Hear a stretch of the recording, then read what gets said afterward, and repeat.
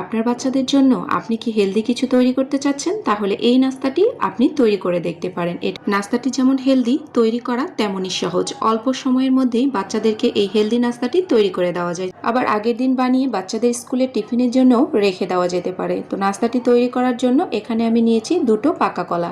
প্রথমেই আমি কলা দুটোকে ছিলে নেব, আর কলা দুটোকে অবশ্যই একটু শক্ত শক্ত থাকা অবস্থায় এই নাস্তাটি তৈরি করবেন। অনেক বেশি পাকা হলে নাস্তাটি খেতে খুব একটা ভালো লাগবে না। তো কলা দুটোকে আমি কেটে নেব।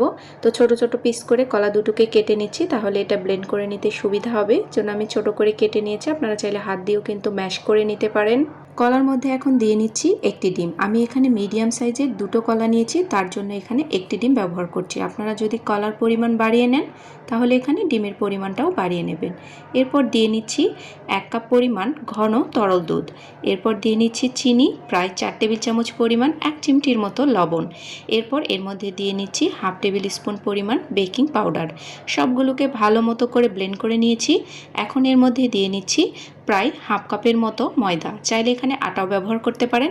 সব কিছুকে ভালো মতো করে মিলিয়ে নিতে হবে। নাস্তাটি তৈরি করতে মাত্র 10 মিনিটেরও কম সময় লাগবে। আপনারা অবশ্যই বাসায় এই নাস্তাটি আপনাদের বাচ্চাদের জন্য তৈরি করে দিতে পারেন। বাচ্চারা অনেক বেশি পছন্দ করবে। তো সব কিছু ভালো মতো করে মিলিয়ে নিতে হবে যাতে ভেতরে কোনো লাম্পস না থাকে। সমস্ত ব্যাটারটাকে ভালো মতো করে মিলিয়ে নিয়েছি।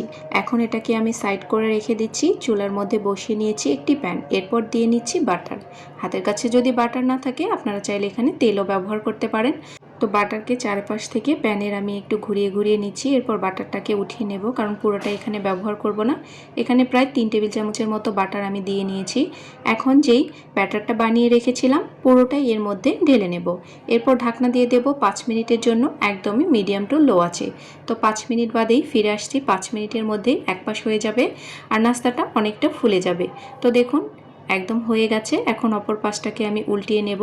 এখন খুব সাবধানে উল্টিয়ে নিতে হবে, যেহেতু এটা অনেক বড় সাইজের। সামান্য একটু হালকা ফেটে গেছে, এতে সমস্যা নেই। তো দেখুন নাস্তাটা কিন্তু হয়ে গেছে। দুই পাশই হালকা ব্রাউন কালার করে ভেজে নিয়েছি। তো নাস্তা একদম রেডি। এটা বাচ্চারা অনেক বেশি পছন্দ করবে আর অনেক বেশি হেলদিও। খুবই অল্প সময়ের মধ্যে এই মজাদার নাস্তাটি তৈরি করে নেওয়া যায়। তো আজকের এই নাস্তার রেসিপিটি যদি আপনাদের কাছে ভালো লেগে থাকে অবশ্যই বাসায় ট্রাই করে দেখবেন। বাচ্চা থেকে বড় সকলে অনেক বেশি পছন্দ করবে। আর বাচ্চাদের স্কুলের টিফিনের জন্য আমাদের অনেক বেশি চিন্তা থাকে। অল্প সময়ের মধ্যে এই নাস্তাটি বাচ্চাদেরকে তৈরি করে দেওয়া যেতে পারে। আবার বাচ্চারা অনেক সময় ডিম কলা খেতে চায় না, তখন এভাবে বানিয়ে দিলে তারা কিন্তু অনায়াসে খেয়ে নেবে। তো নাস্তাটি আপনাদেরকে একটু কেটে দেখাচ্ছি কাছ থেকে। তো দেখুন অনেক বেশি ইয়াম্মি হয়েছে আর খেতেও অনেক বেশি মজাদার। বাসায় অবশ্যই একবার হলেও ট্রাই করে দেখবেন। আজকে এই পর্যন্তই। সবাই ভালো থাকবেন। যদি নাস্তাটি ভালো লেগে থাকে আপনাদের কাছে অবশ্যই শেয়ার করে দিতে ভুলবেন না। আল্লাহ হাফেজ। আসসালামু আলাইকুম।